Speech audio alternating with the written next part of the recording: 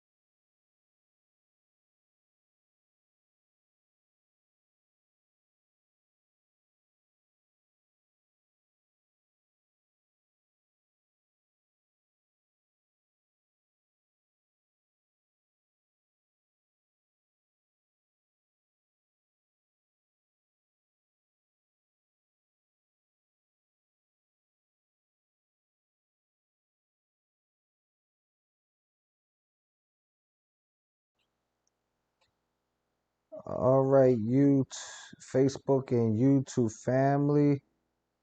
All right, Facebook and YouTube family, I am going to start right now. All right.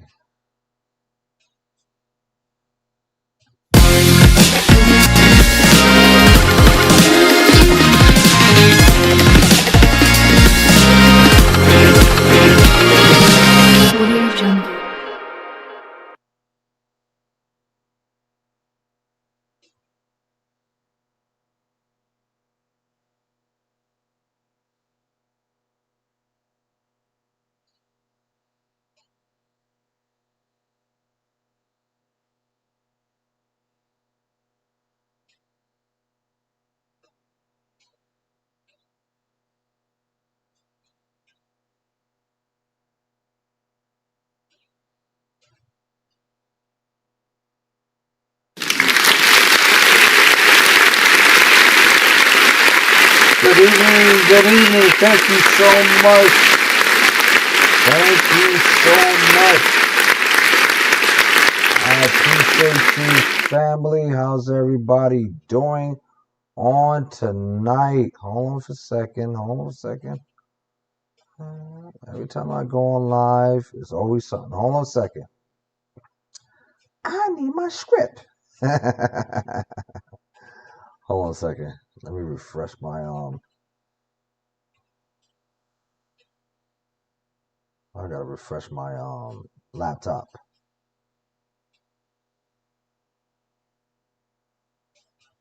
Of course, I am your host. I am Ernest Lee Filmore-Spellman, and this is Let's Have the Conversation. We are going to talk about Don Lemon tonight, but I'm just waiting for my laptop to act right. Hold on a second. Okay. Especially when you're doing this thing Wi-Fi. Hold on a second.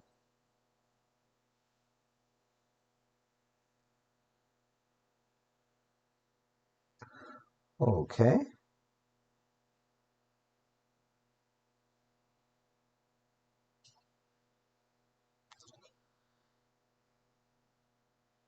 Really? Really, laptop? You want to have a mind of his own? This laptop wants to have a mind of his own. Hold on a second. I just had it too. Yeah, once again, we're going to talk about Don Lemon's arrest tonight. Yeah, recent chains of events had occurred just hours and hours ago and what have you. So we are going to talk about Don Lemon. You know, like I said, I'm going to do this. When I do talk about Don Lemon, I'm going to respect the man because I used to work at CNN, right? I would say he was a colleague of mine because I I I had worked security at Turner Security, CNN /Turner Securities, and I had good relationships with Don Lemon. You understand? So I'm not going to do a bash on Don Lemon today. We are going to have the conversation tonight about his arrest. Here's my disclaimer. This is not about Don Lemon bashing. I'm not going there tonight, but I'm going on tonight to provide some facts. And I would love for everyone to join in on Zoom. You understand? I am on Zoom and I'm going to bring myself in right now. I am on Zoom. You can join me on Facebook and YouTube family. Just go in the comment section below. Just click on into the link and let's have excuse me, the conversation. Let us have the conversation on tonight. I'm going to go back and forth on Zoom to check to see if there are any volunteer participants to join in on the conversation tonight. We're going to talk about Don Lemon's arrest tonight. You understand? So once again, welcome friends, family, and truth seekers. Tonight we talk about something that has shaken journalists, civil liberties, advocacies, and everyday Americans alike. The federal arrest of journalist Don Lemon and fellow reporter Georgia Fort after covering a protest at a Minnesota church. Let's deal what happened and the arrest. Former CNN anchor Don Lemon, and now independent journalist, because he has his own program now, and also Minnesota reporter Georgia Fort, were taken into federal custody in connection with the anti-ICE protests at City's Church in St. Paul, Minnesota on January 18, where a pastor also served in an ICE leadership role. Authorities allege they violated federal law by interfering with religious worship. And this is when I need the body of Christ to come on Zoom. The link is in the caption above. And also the Zoom link is in the comment section below. Just click into the link. Those who want to be a part of this conversation, let us join in on the conversation, right? So we can have this conversation be had. We're talking about houses of worship, because, like I said, authorities allege that authorities allege they violated both Don Lemon and Georgia Fort. They violated federal law by interfering with religious worship and civil rights during the protests, which disrupted church services, a serious allegations under laws like the Freedom of Access to Clinic Interest Act, right? Lemon was arrested in Los Angeles late Thursday while covering an event, and that event was the Grammys, right? Then released without bond after appearing in federal court. Georgia Fort was arrested early Friday and later released, and her live streams of the moment an agents arrived has drawn widespread public attention, right? So before I begin to communicate more, I'm going to show you two video clips. I'm going to show you CNN's video clip. I would say courtesy of CNN, right? Because I used to work at CNN, right? And also I'm going to play Bishop Wooden's video warning Don Lemon not to enter his church. You understand? So let's play Don Lemon's arrest. Let me go to my OBS studio, and I'm going to find Firefox. Hold on a second, where my Firefox? Firefox. Firefox. But like I said, I'm gonna do Don Lemon right because I used to work with him and everything. You know, I did his escorts, you name it, I done it. You understand? Not tooting my horn or anything, but I used to do all that. So let us go to the video. And I'm hoping that I won't have any technical difficulties by me playing the video. I'm going to double check my phone to see if the audio is okay, because when I did I would say the Tracy Morgan, um, I played two videos, but I wasn't able to hear the audio, and it was silent. So that's why I put the link of the two videos and everything. So I'm gonna play the video. I'm gonna make sure I hear it myself. That is being played. Okay. All right. So I'm gonna play this video now of CNN on Don Lemon arrest. This is breaking news. Uh, so let's play.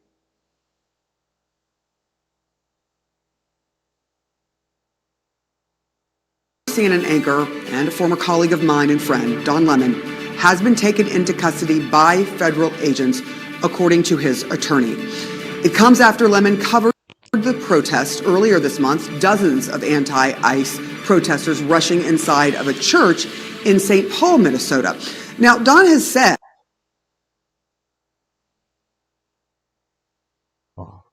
that he was just there as a Hold a second. Let's play it in the beginning again. Hold a second. Have a little buffering issue. As long as my audio is working, that's okay. We're going to do this right. Former CNN anchor and a former colleague of mine and friend, Don Lemon, has been taken into custody by federal agents, according to his attorney. It comes after Lemon covered the protest earlier this month, dozens of anti-ICE protesters rushing inside of a church in St. Paul, Minnesota. Now, Don has said that he was just there as a journalist, photographing the incident as a journalist, asking questions as a journalist after the protesters went in, and has been very clear he was not part of the protest group. In a statement, Don Lemon's attorney says, quote, "This unprecedented attack on the First Amendment and transparent attempt to distract attention from the many crises facing this administration will not stand. Don will fight these charges vigorously and thoroughly in court." Now, I just want to quickly let you know, Don Lemon spoke with Allison Camerata, another former colleague and friend from CNN, who now works for Scripps News, about the church incident. Let's go to what she told us just moments ago. So he said that he was covering a protest. This is the St. Paul church. The protesters had reason to believe that the pastor there was an ICE agent. And so Don, the way Don described it to me is that he was doing what we do. He was covering a protest. He wasn't conspiring with them. He knew that they were going to be protesting something. He wasn't in on their plans, he says, beforehand, which is one of the things that the DOJ has suggested. And then he stayed outside, he says. The protesters went inside the church. And when he realized that the protest was unfolding inside the church, he then went inside. And so, obviously our legal experts can describe whether that's trespassing on private property. But either way, that's a misdemeanor. And, the idea that Don Lemon, as a journalist, has now been arrested is just in an entirely different category. I didn't listen to it through. Now, I have some more breaking news. We have just learned that another independent journalist who is very popular here and very well known here in Minneapolis and in Minnesota, Georgia Fort, has also been arrested. We have now seen video of her inside of her home telling us that there are FBI agents outside of her door demanding that she come out. She said that they had a warrant, that they had gone to a grand jury. So this is brand new breaking news. She is describing what is happening, saying that the federal agents say that they had a warrant, that there was a grand jury involved, and that she must come out to be arrested. She said that she spoke to her attorney. Her attorney advised her to go with them. And that is exactly what she did, and that she was taken to the Whipple building. So now there are two journalists who have been arrested by the FBI, by federal agents, after the incident that happened at a church. Joining me now are CNN's Kara Scannell and our chief media analyst, Brian Stelter. So, Kara, what are we learning about the situation with Don Lemon? Well, Sarah, we do know that Don Lemon was arrested last night in Los Angeles in the 11 o'clock hour local time. I'm told that by a source that he was in a hotel lobby on his way to an event related to covering the Grammy Awards, and that is when he was arrested by the agents and taken into custody. It is expected he will appear in court in Los Angeles this morning, and that the charges against him will be unsealed. Now, as we've been discussing, Lemon was part of a larger attempt by the Justice Department to bring charges against a number of people, some from the protesting group last week, and that the judge had rejected that complaint against some of the individuals, including Don Lemon. He had suggested if DOJ wanted to go forward, they might want to look toward going before a grand jury. So that would follow the process that played out, where the judge did not believe that there was sufficient evidence, but if a grand jury did, then that would be the route that the Justice Department could take. It's possible that they have returned an indictment, though we have not yet seen the document. We have not seen any updates from the court about what this instrument is that Lemon was charged in, and specifically what he was charged with. We do know, though, that some of the protesters who were there, who were not journalists, but the protesters were charged with going into the church and disrupting this religious service, violating laws related to that. So it's possible that that will be the similar charge that Lemon will face. All this will become much more clear, though, once these documents are unsealed, and we do that, expect that to happen this morning, to then, as this will then continue to play out. I mean, as this new arrest tells us, Lemon was arrested last night in Los Angeles. This other journalist was arrested this morning. If there are other arrests related to this, because not everyone was charged in that initial complaint that the Justice Department was trying to charge, they could be playing out this morning. So it may be an instance where we do see additional arrests, and then we do eventually see this charging document and understand what charges they are specifically facing. As you said, Lemon's lawyer, Abby Lowell, says that he will fight this vigorously, and that, it is not unprecedented for journalists to be charged, but it is also very unusual for journalists to be charged because of their First Amendment right to cover events and certain protections that journalists have to participate in capturing news. So there is definitely going to be a big fight here to come on behalf of Don Lemon and most likely this other journalist as they fight back on these charges, which his lawyer is saying is unprecedented attack on the First Amendment. And as we have seen, the president and his attorney general have gone after people that Trump does see as his perceived enemies. Don Lemon is particularly one of those. Sarah? Yeah. Kara Scannell, thank you for your reporting and getting us caught up to speed. We are expecting to see any time now this morning or perhaps into the afternoon the charges, because this has to go through court and it has to be made public. Brian Stelter, now that you are learning that there are two journalists who have been taken into custody, one of whom we know well, our colleague and friend Don Lemon, the other who is very well known here as an independent journalist, she also saying that she was taken into custody, Georgia Fort. I saw her just the other day. She was covering the Ilhan Omar incident. What does that tell you about what the Trump administration is doing here? I mean, the First Amendment is the First Amendment for a reason. A disturbing escalation against reporting in America. And I would also... Right now, we're going into that commercial thing that YouTube... Imagine being able to build an app with your name on it, just by thinking about it. Meet Base 44, a complete AI creation platform. Describe what you want, and watch it take shape. You can... A disturbing escalation against reporting in America.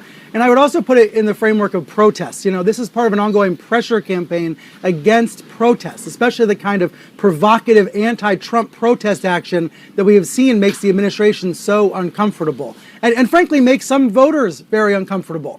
This is an action, this arrest of Don Lemon, this arrest of this independent journalist who is live streaming and reporting in Minnesota. This is something that some MAGA loyalists have been demanding. They've been wanting to see it happen. When Trump promised retribution, this is the kind of retribution that some of his voters, not all, but some of his voters wanted to see. And I think that is, for better or for worse, some of the context for what we're seeing this morning. In this, the First Amendment is meant to protect both a reporter's right to report, but also a congregation's right to worship. So legal experts might say this is somewhat complicated, although Lemon said all along he was there as a reporter, not as an activist. And he did a really important job showing people, all of us now who can watch the video, what happened inside that church. I want to back up to that Sunday morning. That intrusion into City's church was sincerely shocking to many, many millions of Americans, myself included. People, saw that video, they saw Lemon's video, and they were uncomfortable by what happened inside that church. The idea that worship service was disrupted by protesters. And now there's a very interesting debate about whether the protesters were right or whether they were wrong to go into the church. But that is a political debate. And that's a debate about what forms of protest are effective. The Trump administration is moving that political debate into the legal arena and wanting to take it into court and have a court fight. And we know there have been these attempts to arrest some of the other protesters last week who were there. And now we have these arrests of these reporters who documented the scene.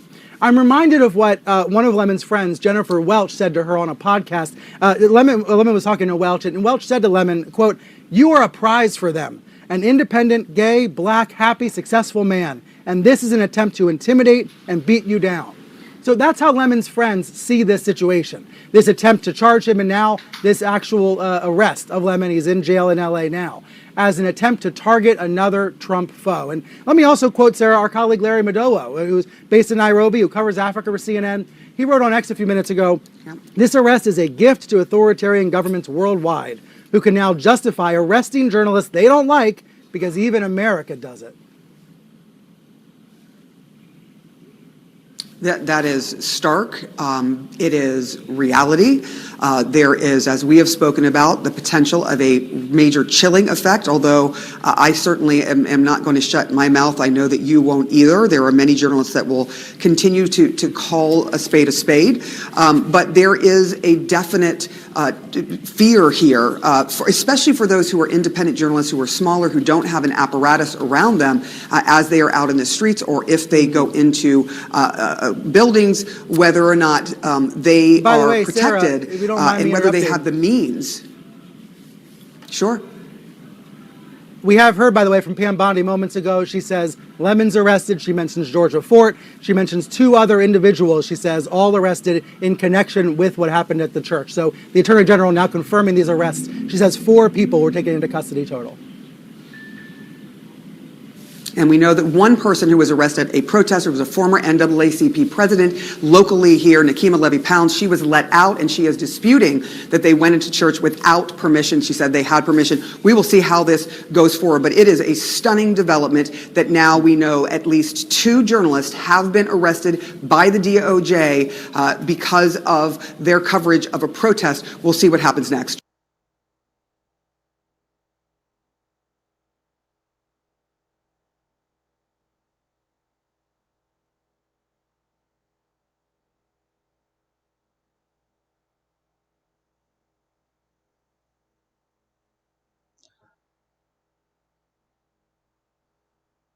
Now I'm going to play Bishop Patrick Wooden gives warning to Don Lemon. This is before Don Lemon's arrest, that Bishop Patrick Wooden made in his church service ever since the anti-protest infiltrated the church. And I'm just going to play the clip. Don Lemon, don't come here. You roll up in this church doing stuff like that, and it's going to be the Royal Rumble. And the funny thing is, I'm not joking. We have worked hard. We built the church in the name of the Lord. We dedicated it to the Lord. It's built for worship. Our blood, sweat, tears, and finances are in this place. And some people who have never darkened the door of a church and never contributed one dime to it, gonna roll up in here and disturb our service and scare our children and shout obscenities in the church. That will not stand in this church. Freedom of speech doesn't extend to going into someone else's house of worship. And you know what? Them people know that. That's why you never see them going into a mosque. Because they know the Muslims ain't having that. I'm not a Muslim, but we ain't having that. And the Bible teaches that we serve a God who teaches our hands to war and our fingers to fight. That's Bible. And these are the times in which we live. No respect for the house of God. All we want our sisters to do is just get out the way. He gets ready to throw a point, don't grab his arm. Let the Lord have his way, and they'll know not to ever do that again. Say amen. Don Lemon, don't come here. You roll up in this church doing stuff like that. Hold on a second. And it's going to be the Royal Rumble. And the funny thing is, I'm not joking. We have worked hard. We built the church in the name of the Lord. We dedicated it to the Lord. It's built for worship. Our blood, sweat, tears, and finances are. Okay, hold on a second.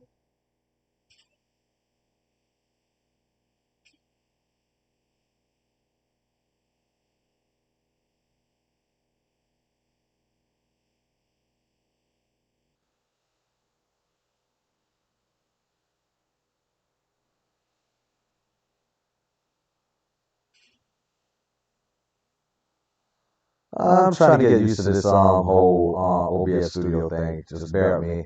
Yeah, so you saw two videos, CNN and of course, they had broke the news of Don Lemon, and I'm quite sure there were other news outlets had broke the news too, because as I was scrolling my Facebook feed, I saw, to my surprise, Don Lemon's arrest. I thought it wasn't going to happen, but it caught everybody by surprise for the most part. So yes, it definitely caught us all by surprise. Yes, it just caught us by surprise and everything.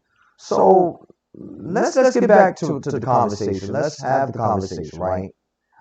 On the ground reality. Let's talk about on the ground reality for a moment. Hold on a second. All right. This isn't a protest charge in theory. The protest entered during a worship service, a fact that raised complex constitutional questions about freedom of expression, intersecting with others' right to worship without disruption. Still, Don Lemon and Georgia Fort maintained they were present strictly as journalists, documenting and reporting, not as organizers or participant, part of the organization of the anti-protest. Remember, there were other people that got arrested too. 3 others, or perhaps 4 others, had gotten arrested. I can't bring out their names at this point, but probably later on I'll mention the names once it comes back to me. Let's talk about, and let's dissect, if you will. Let's act like we're in the laboratory room. Let's dissect this guinea pig experiment, and let's dissect the First Amendment and freedom of the press. Let's dig deep. You understand? So let's talk history for a moment, right?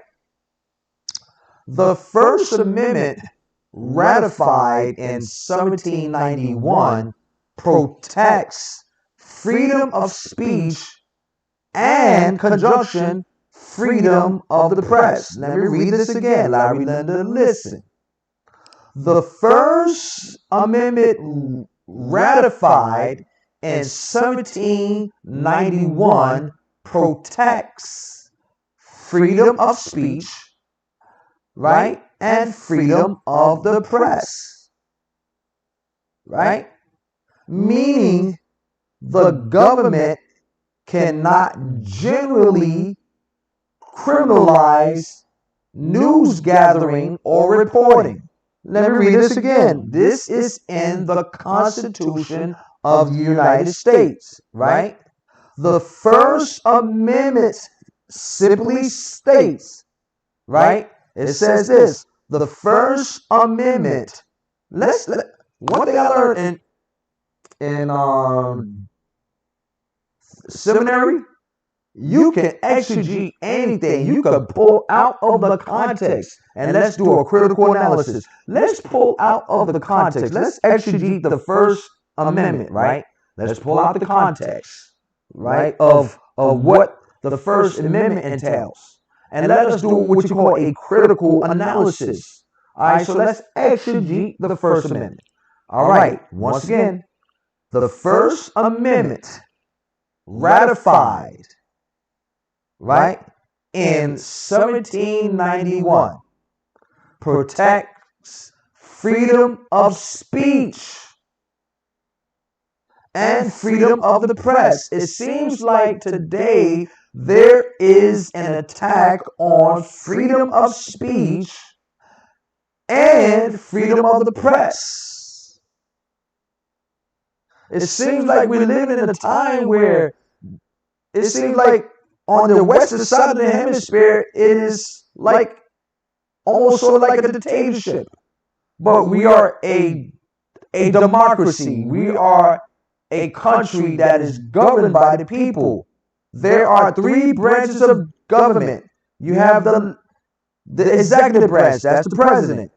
You have the legislative branch, that's the House and the Senate. And you have the judicial branch.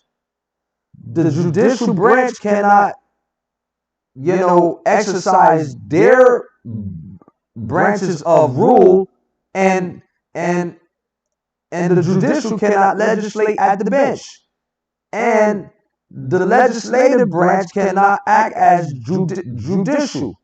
So these three branches of the government, they have what you call checks and balances. So according to the founding fathers, right, the First Amendment, ratified in 1791, protects freedom of speech and freedom of the press, meaning the government cannot generally criminalize news gathering or reporting. So is the government doing wrong by arresting Don Lemon and Georgia Ford based on the Constitution of the United States? Yes, but here lies the question. Can you interrupt a house of worship? Is that part of the amendment? All right.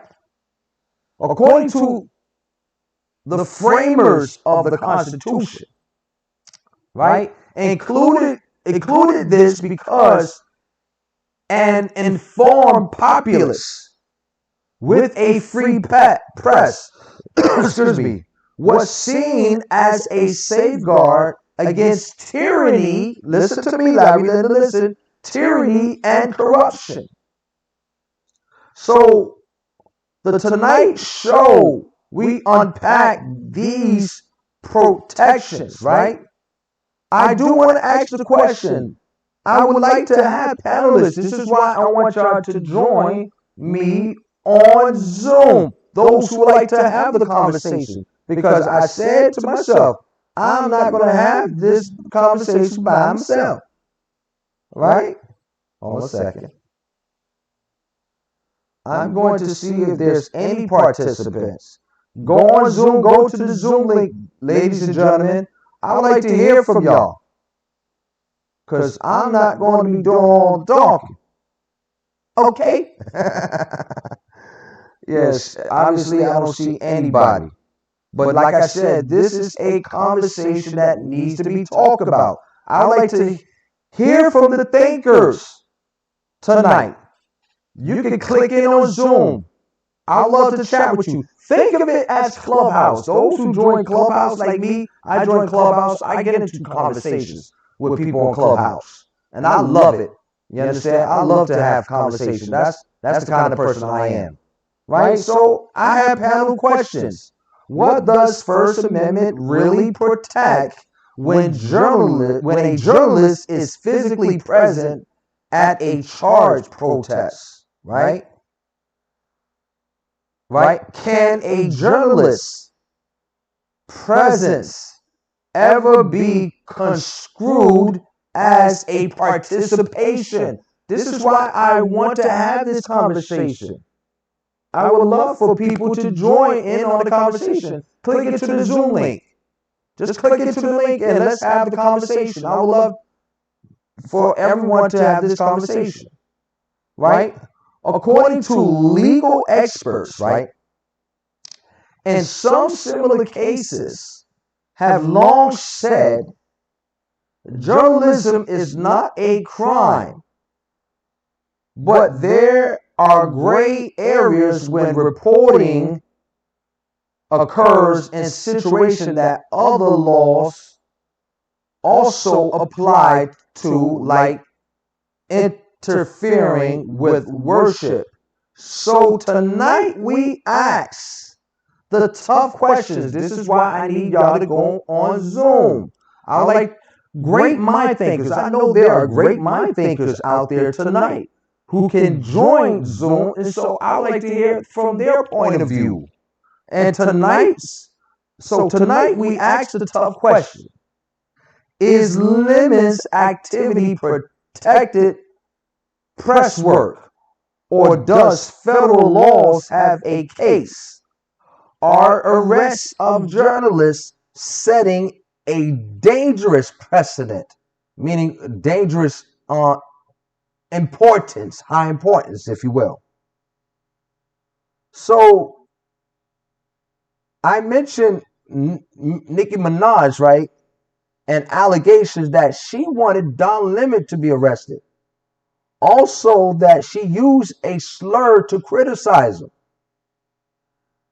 I don't see any credible evidence in the major reporting that Nicki Minaj was involved in the communication with Donald Trump or advocating Donald Trump arrest. We all know that happened.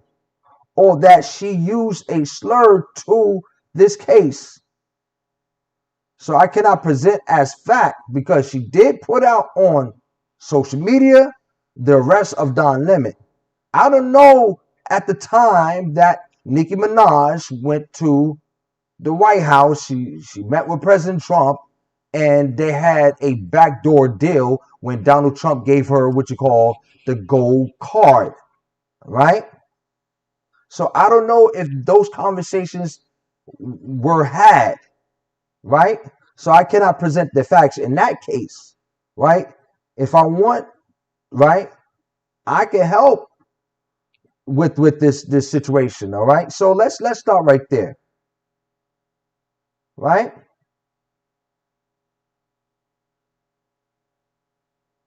Okay, let's go back. Hold on a second.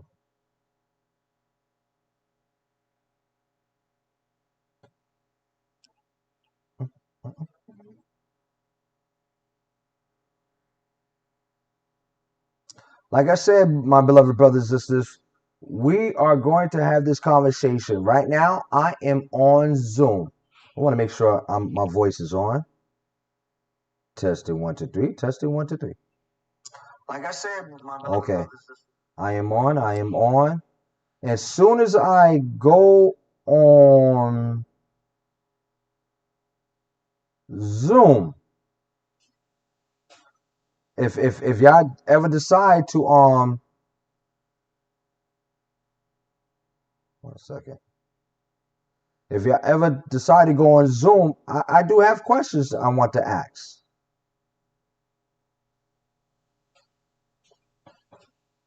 Okay.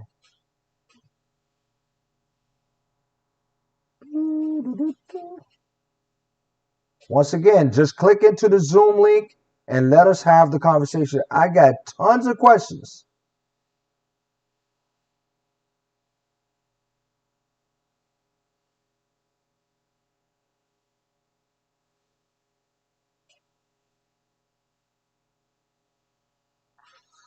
Oh, this computer.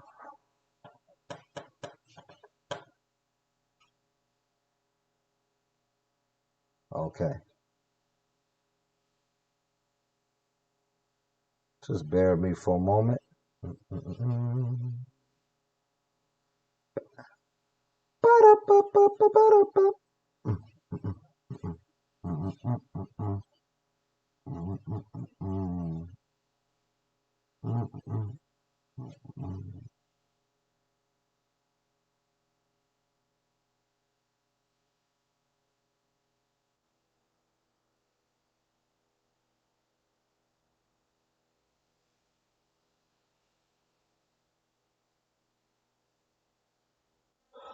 Hold on for a second, y'all.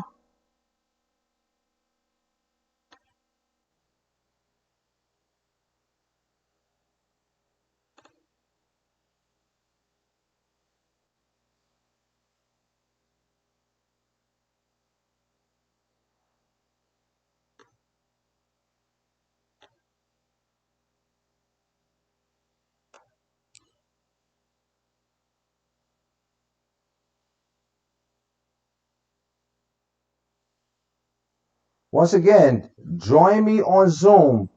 I have so many questions, and I would like to hear from any panelists to join in on the conversation. You understand? So let's have the conversation. Come on. Let's have the conversation. I do not want anybody to be scared. You understand? Let us have the conversation.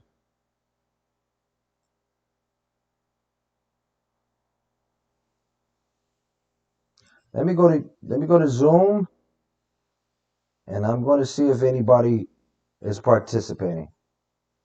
You know, usually when people come on Zoom, I would see that what you call the emit.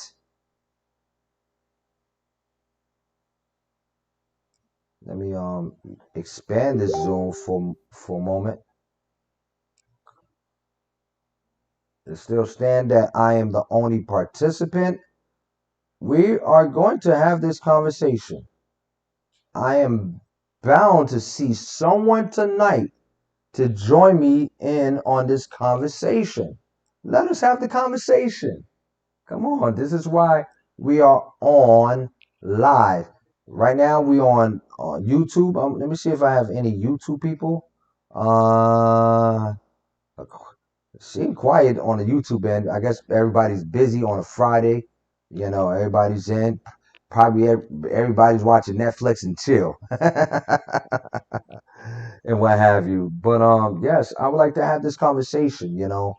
It's not just me talking, you know what I'm saying? That's why I incorporated Zoom so that we can have the conversation. Let us have the conversation, okay? All right?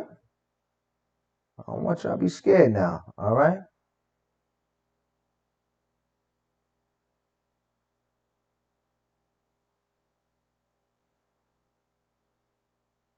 Because the first question I was going to ask, what does the First Amendment really protect when journalists physically present at a charge? You understand? Let's answer that, shall we?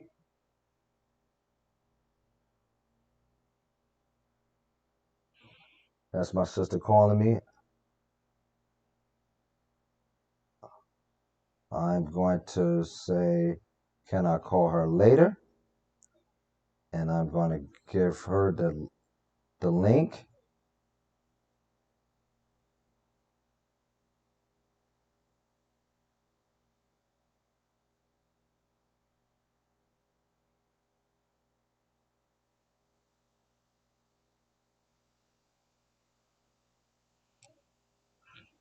Yes, yes, yes.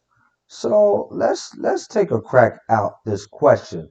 This is why I want live people to come on live so that we can have the conversation, right?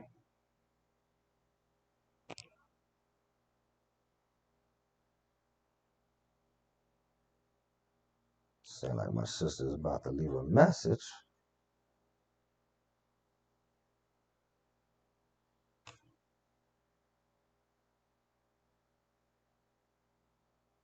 Let us have the conversation.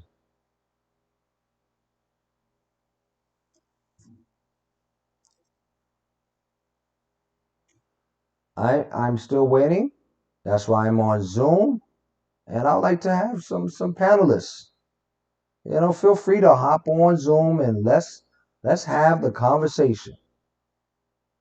Okay? So the first question that I ask, right, is this. What does the First Amendment really protect when a journalist is physically present at a charged event? So the First Amendment here protects a journalist's right to observe, number one, document, record, photograph, live stream, ask questions, and report on matters of public concern. Even intense or emotionally charged environments, it guarantees that the government cannot punish someone simply for gathering news or publishing information. So that is the fact. However, it does not provide special immunity for laws that applies to anyone. You understand? I remember Don Lemon said no one is above the law. The $1 million question is he's above the law. You understand? But once again, it says here, however, it does not provide special immunity from laws that apply to everyone. In practical terms, this means a journalist is protected while standing in public spaces, recalling police or protesters, live streaming events, interviewing participants, taking notes or video, reporting what they see. But that protection can weaken if a journalist, and there's rules too. There's rules. It says, but that protection can weaken if a journalist blocks interest or exits, right? Interferes with law enforcement, encourages protesters, coordinates actions, refuses lawful orders unrelated to censorship, becomes physically involved. The Constitution protects news gathering, not disruption. So that is in the Constitution. This is why my show is all about the facts. I'm doing what Edward R. Murrow, when he taught about journalism, he talks about stating the facts, right? But don't give your opinion. But this is what I am doing. I'm not a journalist per se, but I did take some journalism in Bronx Community College. I remember this class I took in English 112. It was called English Journalism, rhetoric, composition, and propaganda. I talk, and that's why I know something about journalism. Do I have a journalism degree? No. But I did take some courses, so I know firsthand about journalism. You understand? So, yes, there are checks and balances when it comes to, um, being a journalist, right?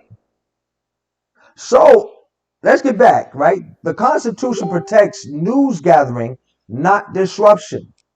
So when a journalist is physically present at a protest, the First Amendment shields their role as an observer, but not as a participant. The million dollar question is, did Don Lemon act as a participant or as an observer to observe the news? So the distinction is critical, right? Because democracy depends on journalists being able to witness history without becoming part of it. Now you're seeing is unfold that Don Lemon is part of it. Now we're talking about Don Lemon. We're talking about Georgia Ford, two journalists who got arrested. So now they are becoming a part of it because of this whole, news gathering or disruption, right? So, and that's the balance. The courts are always trying to maintain a free press without chaos and order without censorship.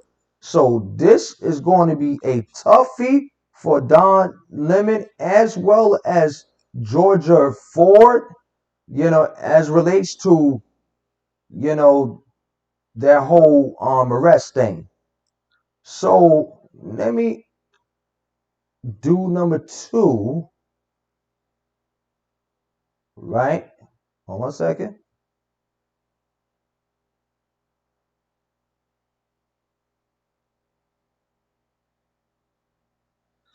Like I said, I don't want to be doing all the monologue talking. This is why I want people to join in. That's why the Zoom link is open. Anyone who are great mind thinkers who would like to participate and join in and what have you. Okay, so come on, let's join in the conversation. Okay.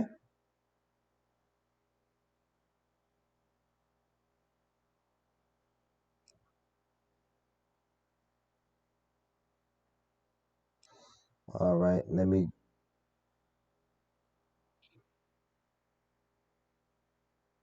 Once again, I'm the only one talking.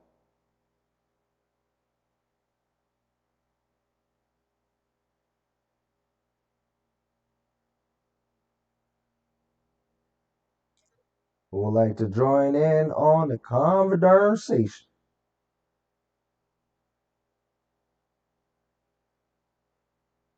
All right, all right.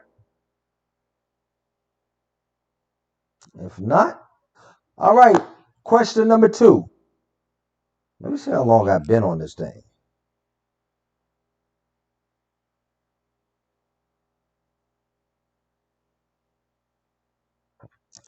All right, been on it almost about, I would say 59 minutes. So that will be an hour and what have you. So I'm gonna, you know, answer these questions. I want y'all as panelists to join in on the conversation.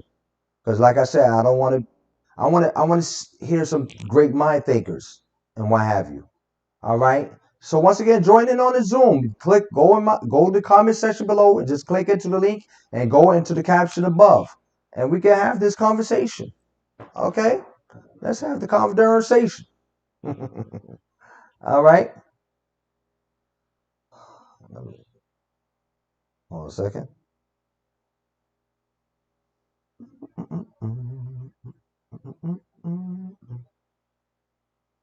Every now and then, I'm going to go back and forth with Zoom to see if anybody would like to join in on the conversation. All right. So another question I had presented, if I were to have panelists, can journalists present?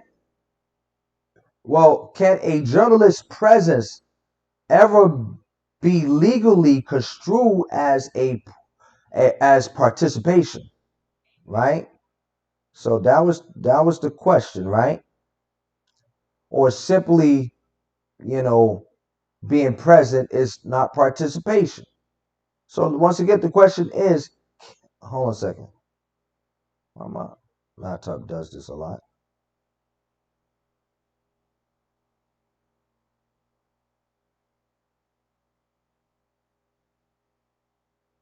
So can a journalist's presence ever be legally construed as participation? Right? Here is the answer to that.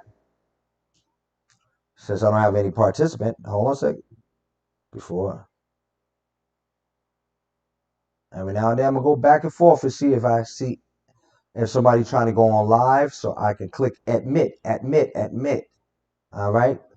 The Zoom is open to anyone to the public to participate in this live conversation. Right? Can a journalist's presence ever be legally construed as participation? Simply being present is not participation. Recording, live streaming, interviewing, or observing, all of that is protected journalism.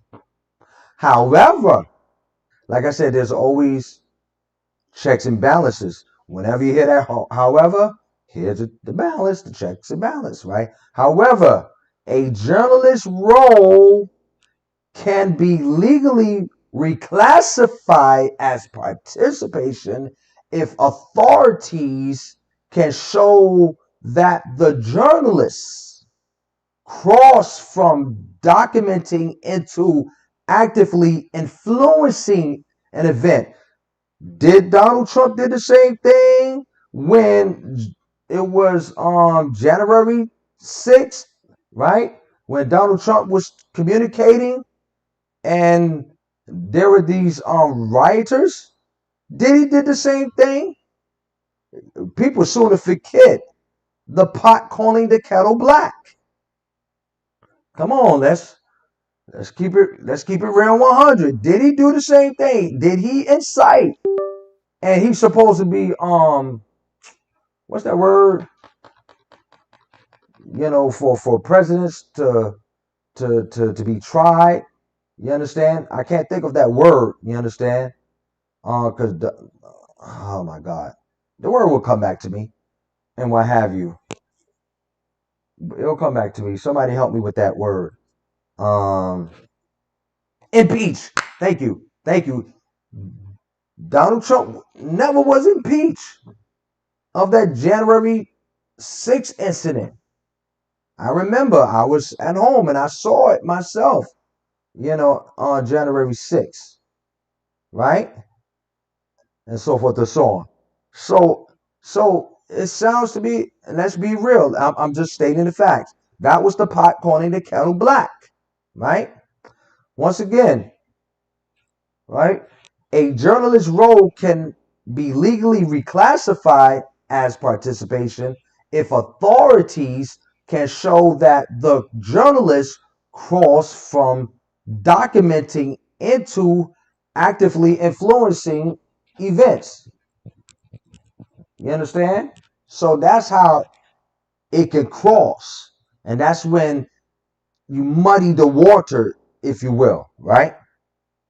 This usually means evidence of one or more of the following: directing or organizing protesters. Remember January 6th? Directing and organizing protesters. Donald Trump wasn't, what's the word I was looking for?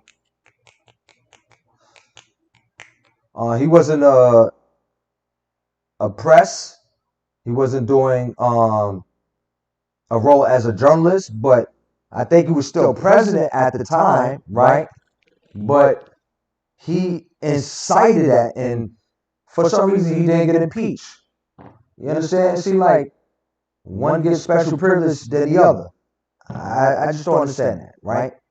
So, once again, however, a journalist's role can legally reclassify as participant if authorities can show that the journalist crossed from documenting into actively influenced events.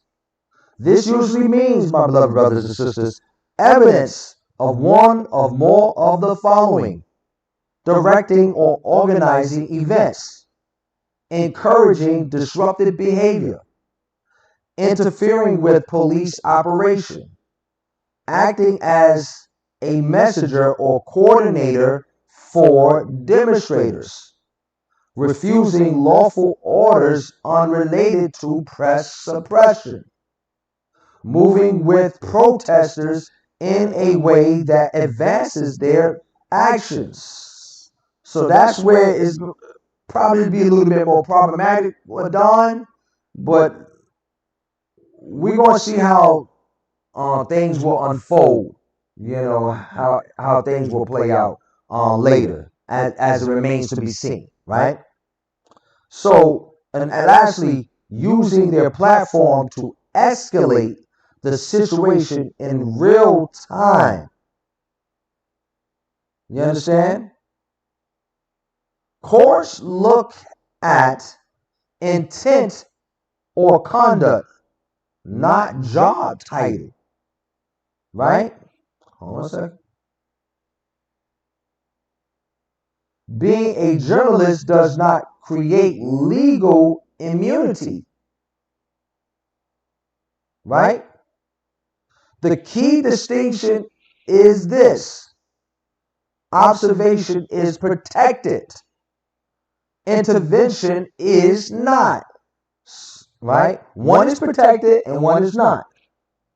A reporter can stand in a crowd with a camera, right? But once the reporter starts shaping the crowd's behavior like a potter like a potter, right? Right? And pottery on the potter's wheel, starting to shape the crowd's behavior, just like Donald Trump did in January 6th, right? The law may view them as part of the event rather than witnessing, right? Than a witness to it, rather. That's a legal line. And that's why these cases matter, because they test where journalism and activism begin. I tell you, I got some hard-hitting questions. Hard-hitting questions. And what have you. Hard-hitting questions. Right? Got another question here. Hold on for a second. That's why I want y'all to join live. Come on. I want some participants. Let me look at Zoom every now and then. Check on Zoom to see anybody want to join in live. I still got one participant.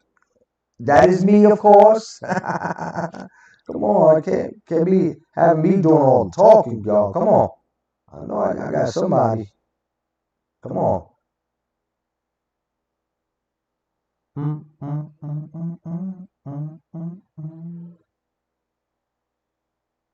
I've been humming music all day today. My job. All day. Come on. Laptop is so doggone slow. No, it's not the laptop. It's just the Wi-Fi. Optimum cable. I get a bone to pick with you. You know? Come on. Gonna make it hard for the brother. All right.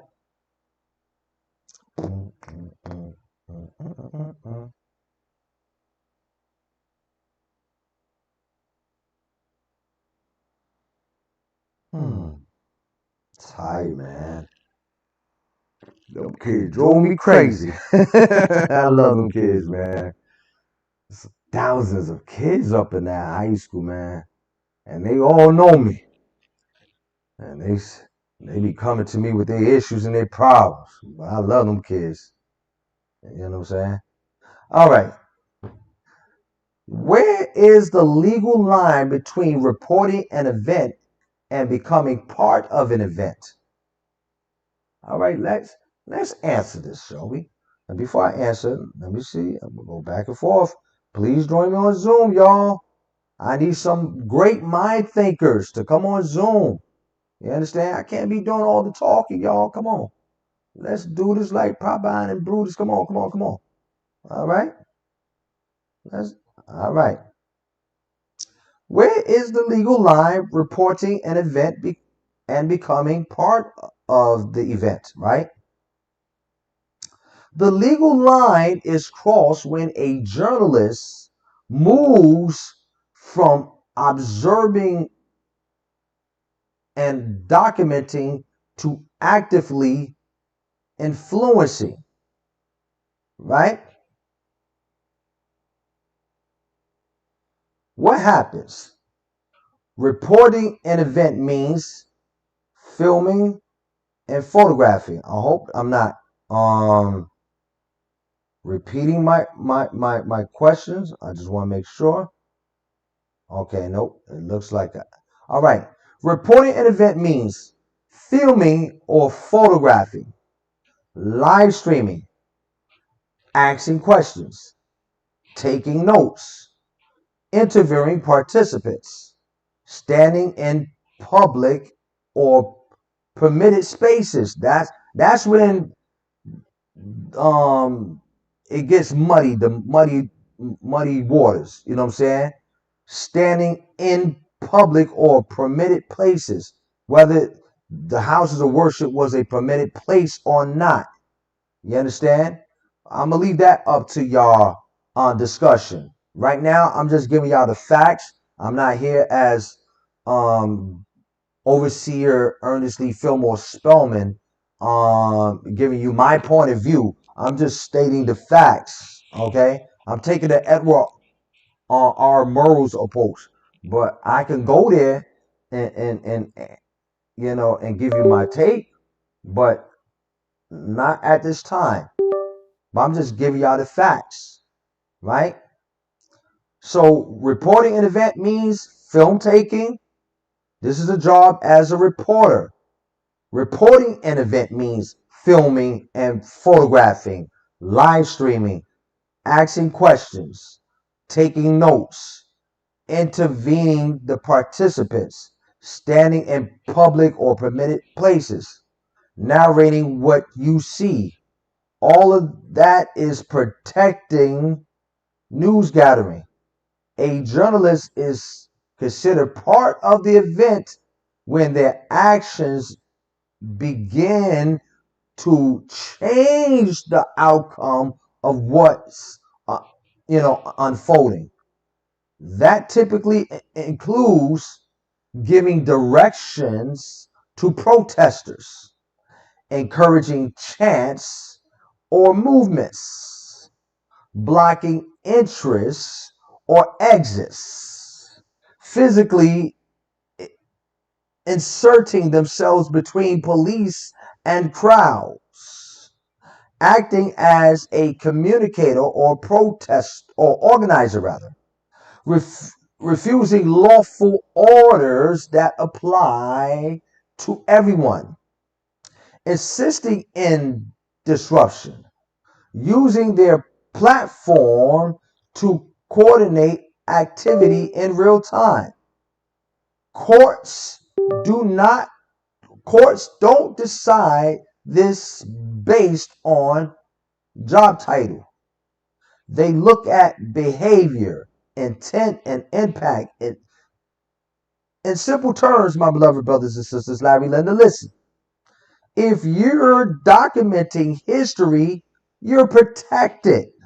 That's according to the courts, right? The Supreme Court says that. If You're shaping history like January 6th, but Donald Trump was a journalist, but he was still sitting president. Why he's not impeached? But that's $1 million question.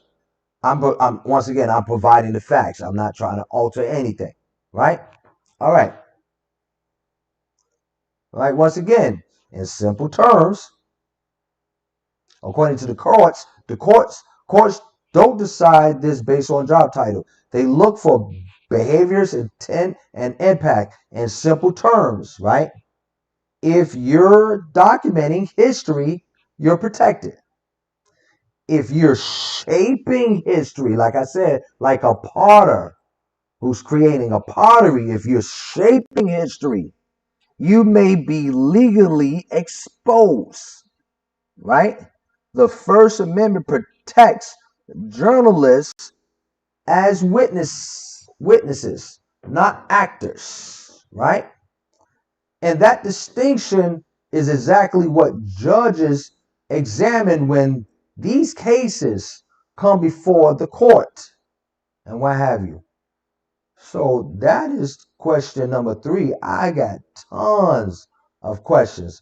That's why I want y'all to go on Zoom right now. Click into the link. I want to hear some great mind thinkers. I got a lot of friends who are great mind thinkers. Do you want me to name some names? Nah, I ain't going to do that tonight.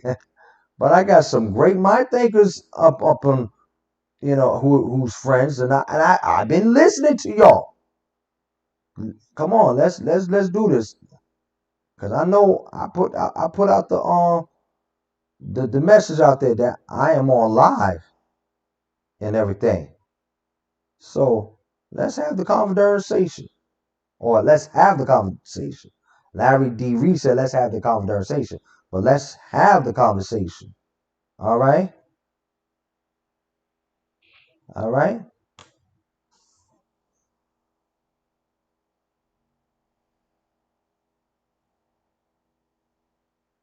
Let me see how many minutes I'm on.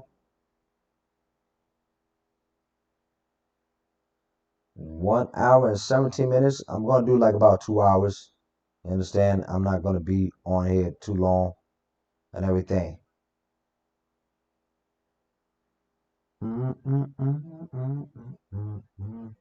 Okay, this is the 4th question, and I wanted to ask this to the panelists to hear their point of view, right?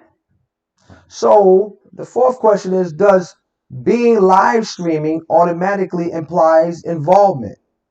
Right now, I'm doing live streaming. I'm in the comforts of my home. You're not going to see me saying,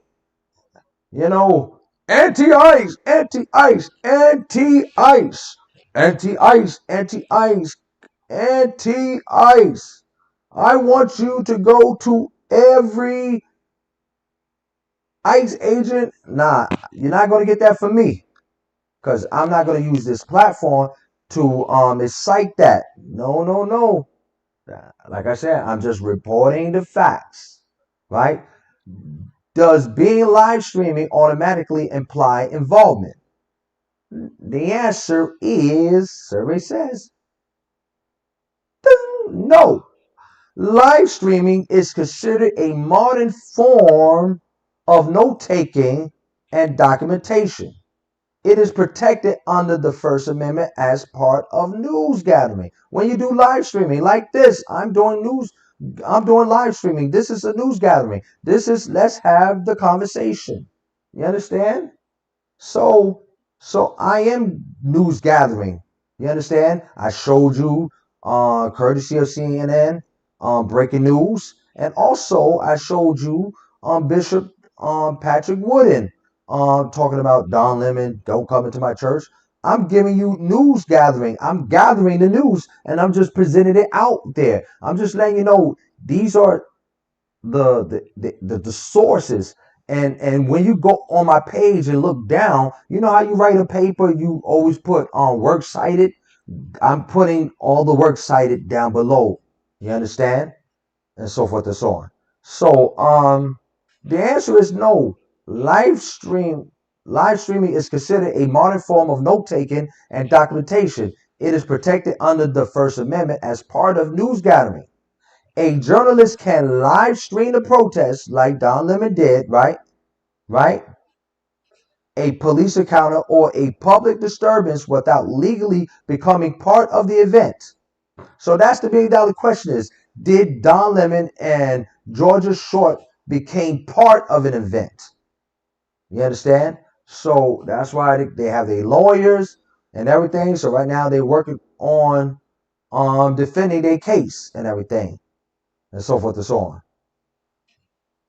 However, live streaming can become evidence of involvement if it used to direct people's movement, coordinate actions in real time, encouraging or encourage disruptive behavior, signal when police arrive or move, amplify calls to interfere with operations, function as an organizing tool rather than reporting, right? So courts look at how the live stream is used, not simply the facts that it exists, right? If the stream is observational, right? Narrating what's happening, interviewing participants, or showing the scene, that is journalism. If the stream becomes instructional, motivational, or strategic, then authorities may argue it crossed into participation, right? So the rule is simple, my beloved brothers and sisters. Live streaming is documented and protected. Like my live streams, because I go on live stream a lot. So I am protected. But you don't see me every time I go on my live stream. I don't incite hatred to anyone. I make sure I keep it clean. I keep it clean. That's not good subject verb agreement. I keep it clean. You know what I'm saying? So intent and impact matter. The First Amendment protects journalists as witnesses, not as coordinators. So we're going to find out whether Don Lemon was a witness to it, gathering news as a journalist, or was he a coordinator along with the 4 others that got arrested and what have you. Yeah. I don't know if I could do let's see. I'm gonna do one more question because I'm not gonna be on here long because I don't see any participants. I would have loved to see participants, but I guess not. But I'm gonna continue to put the Zoom there, because I believe one day I prophesied. I believe some people will come on and hop on Zoom and give their take and what have you. So I'm gonna do one more question and I'm gonna end this, and so forth and so on.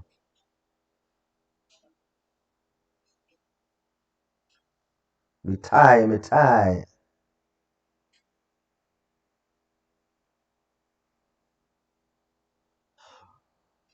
Oh man, I'm going to decompress because these kids drove me crazy. I love them. I call them my nieces and nephew on my job because you know they good, they good. Oh, this last question I'm going to ask. Matter of fact, maybe do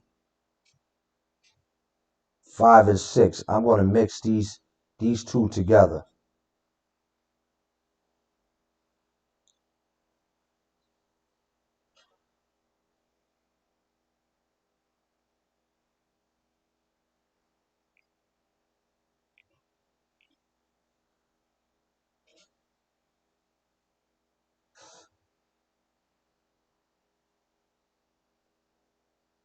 Mm, mm, mm, mm, mm, mm.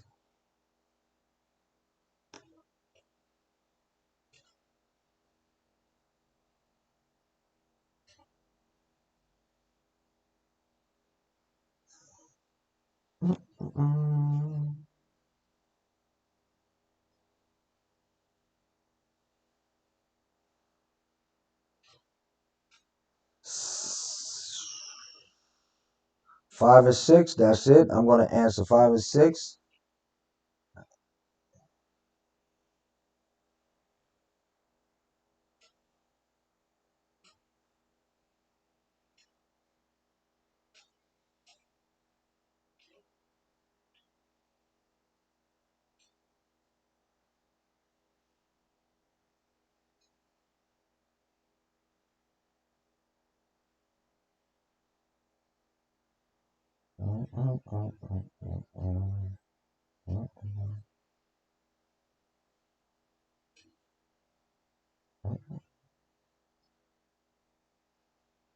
All right.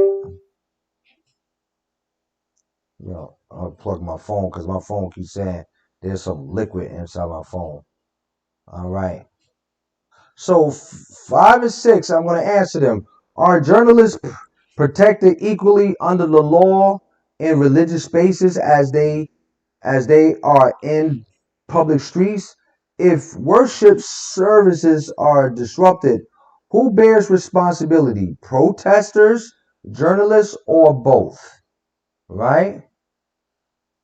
So I am going to answer this, right? These both questions, and then I'm going to wrap this conversation up. All right? Man, I'm so tired. Me tired.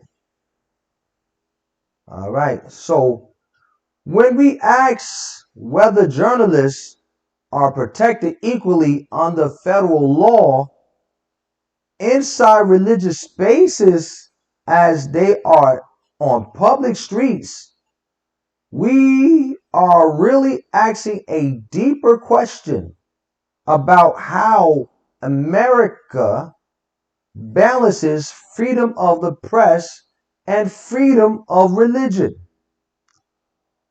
On public streets, sidewalks, and parks, what the courts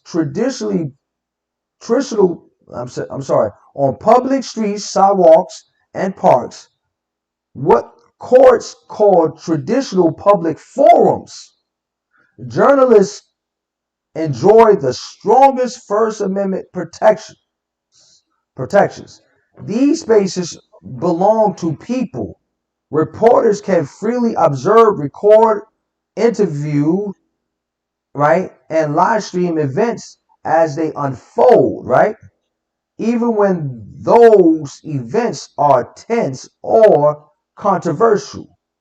Law enforcement has very limited authority to restrict press activity. Hold on a second. Why did I do that?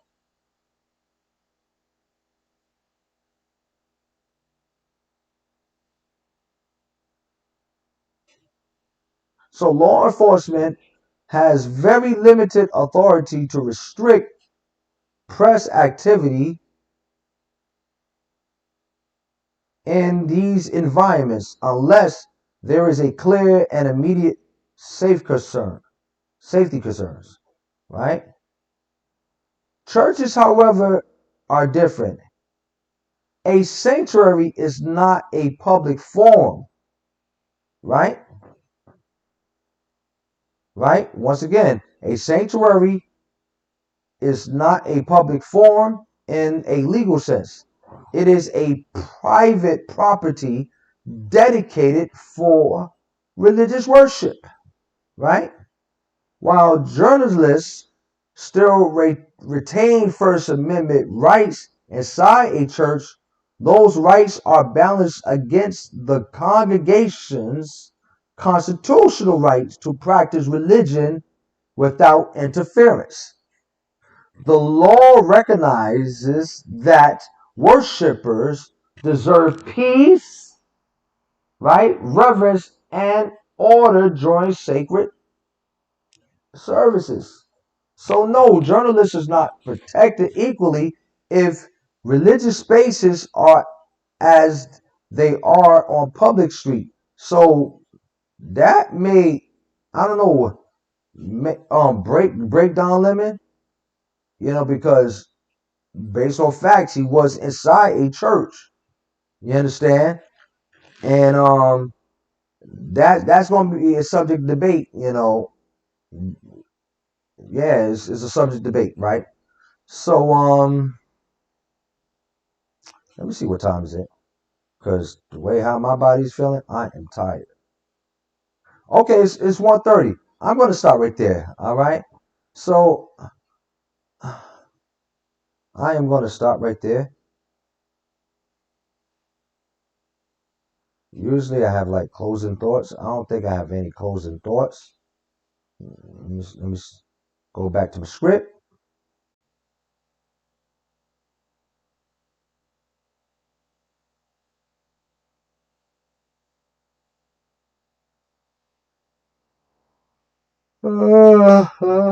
Excuse me. I should cover my mouth, right?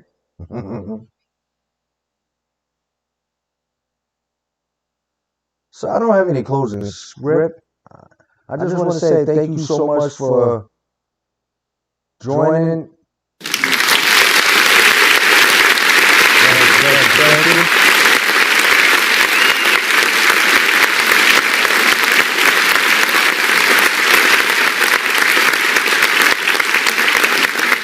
Thank you. Thank you so much for tuning on episode 7 on Don Lemon's arrest and everything. So thank you so much. I am tired. I've been on 1 hour and 30 minutes. I didn't have participants, but I still kept it going in a sense and everything. So that's it, my beloved brothers and sisters. Y'all have a wonderful, blessed evening. Shabbat Shalom once again. And that's it. Thank you so much YouTube. I got 2 viewers on YouTube. Thank you, 2 viewers. Y'all could have joined in on the conversation. 2 viewers, you want to hop on in? Go to the link. Go to the whatchamacallit, that indicator. If you want to go on Zoom and want to talk about it, I got 3 viewers on this thing. I thought I wasn't going to get any viewers, but I got 3 viewers on YouTube. So thank you guys so much. I appreciate it. I am going to end it. Where is my outro? Outro, please. I got a wonderful outro.